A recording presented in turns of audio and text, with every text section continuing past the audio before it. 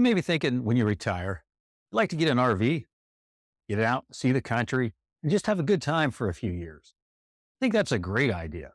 My wife and I, not too many years ago, got a pull behind RV, and it's been fun to get out and see some of the country. We're actually not retired yet, but it's been still fun to get out and see some country. So I imagine that would be a lot of fun to do that for an extended period of time when you retire. But I would like to go over 8 mistakes that can potentially upend your retirement. Number one is no strategy.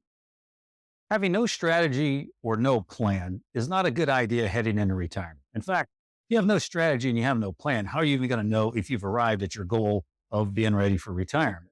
So you need to have some strategy. You need to have some plan. Think through this. How much money do I need? Maybe you want to change living locations, but maybe you don't want to change some other things. But the reality of it is have a strategy, have a plan. It's been said that people spend more time actually planning for their vacation than they do their entire financial future. So think about your strategy, get a plan laid out. That's number one. Number two is frequent trading. Frequent trading, chasing that hot investment, while that can feel like a good idea at the time, is not a good idea. Bottom line is frequent trading can do more damage than good. You want to get a good asset allocation structure in place, have that structure in place, and only change it if your long-term goals and dreams change. If your long-term goals and dreams do not change, then don't change that. Don't change it just because the market's up or the market's down. Only base it on what that long-term plan is. Now, if we haven't met yet, my name is Craig Thompson, and I own a retirement planning firm called Fourth River Financial Group, along with Lynn and Nathan. And this channel was created to share valuable financial planning tips that you can utilize as you're preparing for your retirement. Number three mistake, not maximizing your tax-deferred savings.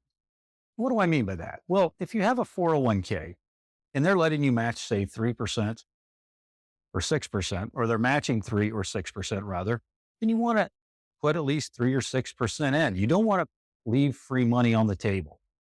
If your employer is going to do that, by all means, put that away. Now, certainly you may want to put some more money away besides that, but you want to at least maximize tax-deferred savings that's being matched. Number four, prioritizing college funding over retirement savings. Now, here's what I mean by that. By all means, do we want to get our children through college debt-free? Absolutely. But you want to make sure your retirement funds are in place before the college funding is. I have never, in all my years of being in this business, had a child say to their parents, look, you really did a great job funding my college. And I know you shortened your retirement savings to do that. You didn't save as well for retirement.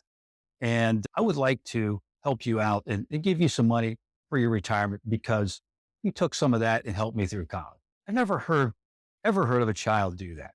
So make sure your retirement funding is in place. Number five, overlooking healthcare costs.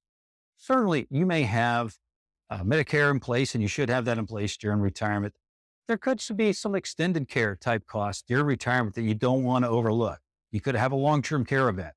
So you want to make sure you've got some sort of plan in place to take care of that if that would happen. Number six, not adjusting your investment approach well before retirement.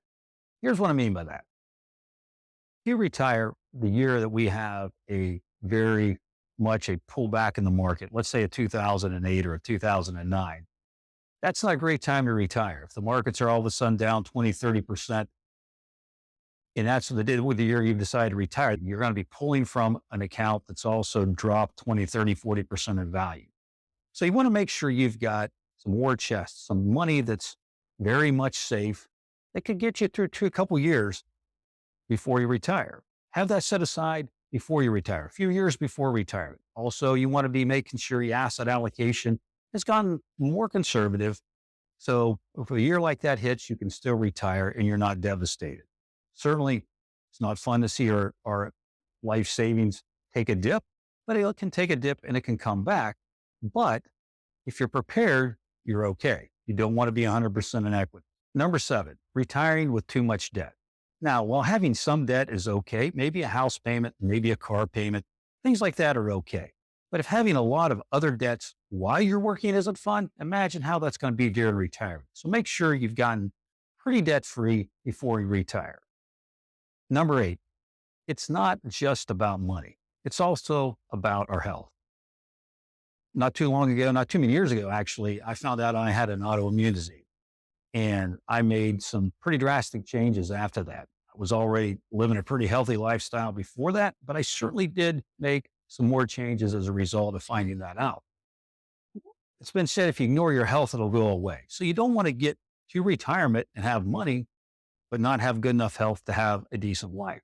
So exercising, eating well, taking care of yourself.